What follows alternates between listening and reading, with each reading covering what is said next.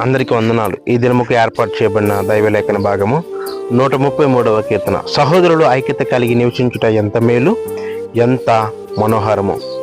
So మనం చదువుకున్నటువంటి ఈ లేఖన భాగం చూసుకున్నట్లయితే సహోదరుల ఐక్యత కలిగి నివసించుట ఎంత మేలు, అది ఎంతో మేలుకరం, అలాగే ఎంతో మనోహరము అనేటువంటి విషయాన్ని మనం చూసాం. సో ఈ రోజుల్లో చాలామందికి సహోదరుల మధ్య ఐక్యత లేక, చాలామంది కుటుంబాల మధ్య ఐక్యత లేక, నెమ్మది లేక, శాంతి లేక కొట్టిమిట్లాడుతున్నారు. సో దేవుడు ఏమంటున్నాడంటే ఐక్యత కలిగి నివసించండి. సో అలా జీవిస్తే ఏముంటుందంటే చివరి వచ్చినాలు ఉంటుంది కదా, ఆశీర్వాదమును శాశ్వత జీవమును అతడి నుండినని యెహోవా సెలవిస్తున్నాడు. సో ఐక్యత కలిగి నివసిస్తే అక్కడ ఆశీర్వాదము, శాశ్వత జీవము.